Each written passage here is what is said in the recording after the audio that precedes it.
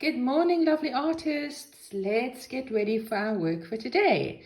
You're going to need some colored paint, piece of paper, and a jar of water. First thing you're going to do is you're going to take your paper and you're very carefully going to fold it like this. Okay, so you might need help. So ask Miss Seraphine if you need help. Then you take your finger and you push down like that.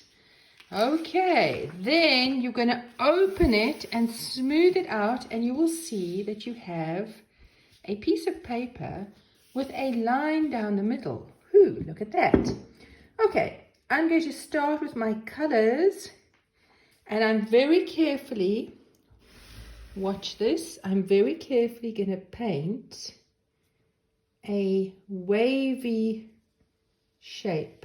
Like this. I need a little bit of water on this paint. I'm going to paint a wavy shape like this and another wavy shape like this. Oh my gosh, if this happens to you guys, then just add some more water to your paint. So I've done two wavy shapes like this. There we go. And I'm going to paint another wavy shape. Carefully like that, and you should be able to fit another wavy shape like this in over here, and you will notice that this is a little bit like the rainbow shapes we've done before, right?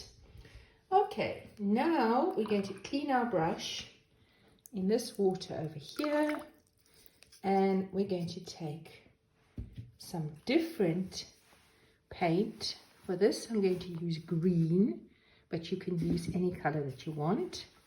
And we're going to do the same thing over here. Now watch how I go just to the line, just like I did the last time, okay? Don't go any further than the line. We go just to the line and round. And I need to wet my brush with this again. And the same thing again. We go round to the line and down and round and up to the top to the line and down. Very good. And there's still space for one more. We're going to go round like this and down on that side. Excellent. Okay, time to clean my brush. I'm going to clean my paintbrush very nicely, and I'm going to pick a different color. I've decided that I'm going to use purple for this. Now watch what I'm doing. I'm going to fill in with a different color, this time with a purple, and I'm going to paint this shape like that. And over here, very carefully, I'm going to paint that shape like that. And over here, I'm going to paint that shape like that. And I'm going to go and I'm going to clean my brush very carefully. Right, then I'm going to take a new color, and I'm going to use yellow with my green. You can use any color you want. And I'm going to paint this shape like this. Keep going all the way along very carefully with my brush till I get to this last section over there. Okay, I'm going to clean my brush, and I'm going to use a different brush.